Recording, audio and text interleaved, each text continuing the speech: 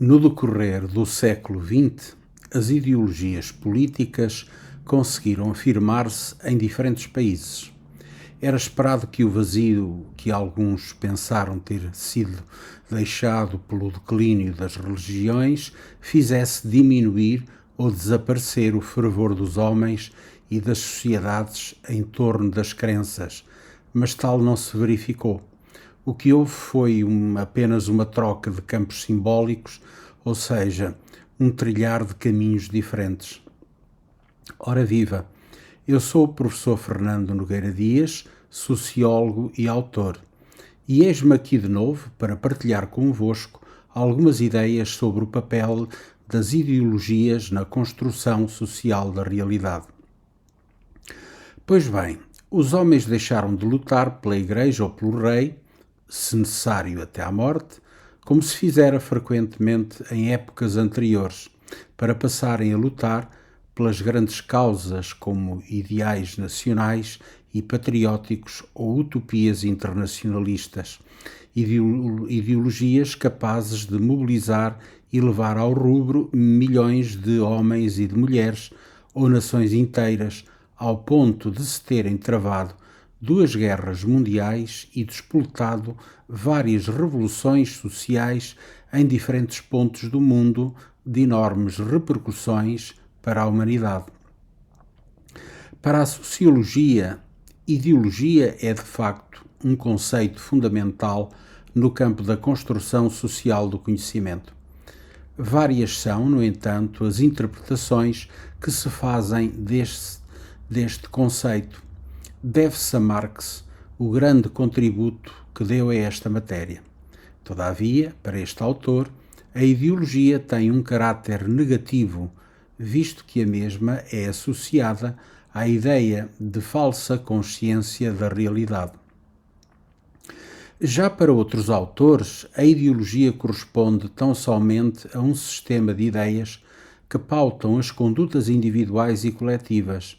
Nesta perspectiva, a ideologia está sempre associada à posição que os sujeitos têm na estrutura social, dela dependendo a interpretação que fazem da realidade.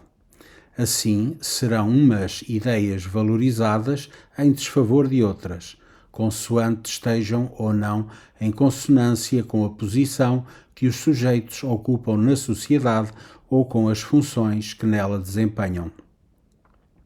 As ideologias podem também ser vistas como formas peculiares de ver o mundo, resultantes de sistemas religiosos ou políticos, como é o caso do catolicismo, do protestantismo, do fascismo, do nazismo, do liberalismo, do socialismo, etc.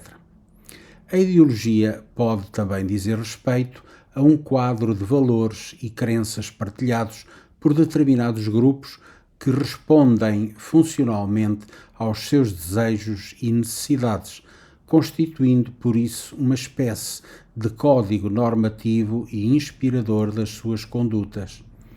Qualquer das definições, independentemente das palavras que usam e dos fins a que se destinam, tem subjacente a ideia de um sistema, ou seja, algo articulado para atingir determinados fins ou finalidades no campo do conhecimento.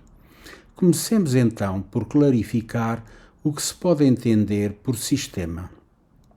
Ora, lançando mão da teoria geral dos sistemas, podemos defini-lo como um conjunto de partes em constante interação, quer dizer, interdependência das partes, constituindo um todo sinérgico, ou seja, o todo é qualitativamente superior à soma das partes, orientado para determinados propósitos ou fins, designado comportamento teleológico, podendo o sistema atingir a sua finalidade a partir dos pontos diferentes, o mesmo é dizer, equifinalidade. Para que um qualquer sistema mantenha um conjunto integrado, seja do que for, necessita de entrada de informação, input, tratamento dessa mesma informação no seu interior, throughput, e saída da informação do sistema, output, voltando a informação de saída a entrar no mesmo sistema a que se dá o nome de feedback.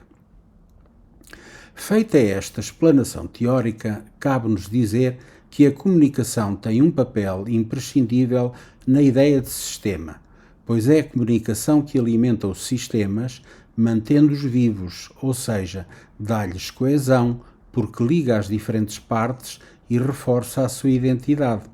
Por conseguinte, temos aqui uma triangulação de sistemas a salientar: comunicação enquanto sistema, ideologia enquanto sistema, conhecimento enquanto sistema.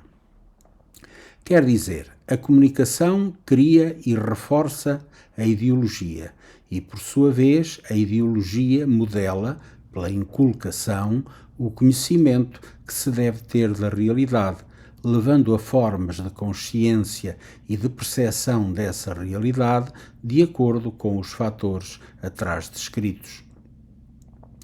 O conhecimento da realidade, estando impregnado dos valores e dos esquemas de pensamento ideológico, conduz os atores sociais a pensar, a ter atitudes, opiniões, sentimentos e comportamentos de acordo com o sistema ideológico, alastrando-se este pelos grupos, pelas organizações, pelas comunidades e até pelas sociedades em geral.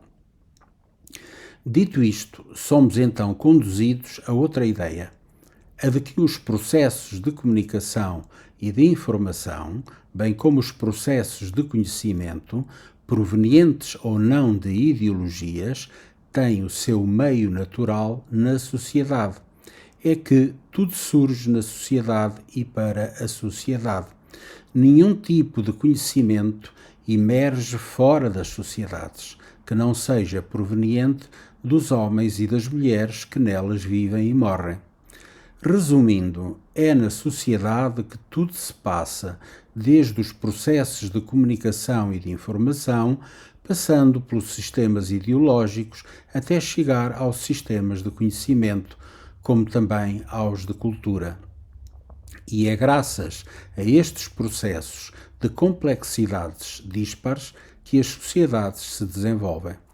Decorrente dos padrões de cultura, dos processos de socialização que impregnam os indivíduos, da incorporação de determinados valores, dos interesses e das motivações que subjazem às redes de relações sociais, transmitidos pela informação e pela comunicação, configuram-se sistemas de conhecimento próprios em cada um dos grupos, das organizações, das comunidades e das sociedades.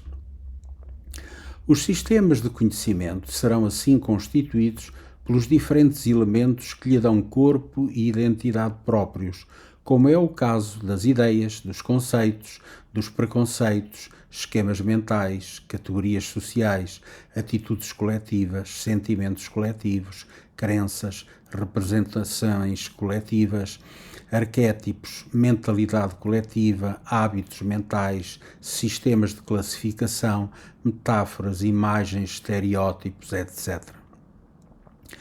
Porque os sistemas de conhecimento são processos sociais e porque é no meio social que estes se desenvolvem, os sociólogos Peter Berger e Thomas Lackman dizem-nos que é a sociedade que estabelece aquilo que deve ser considerado conhecimento e as realidades que devem ser conhecidas.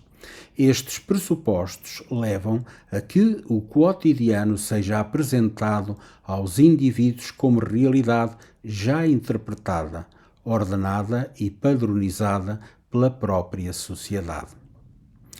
Caros amigos, se este tipo de informação lhe agrada e se quer manter-se atualizado de forma gratuita, subscreva este canal. E se gostou do conteúdo deste vídeo, por favor, coloque um like.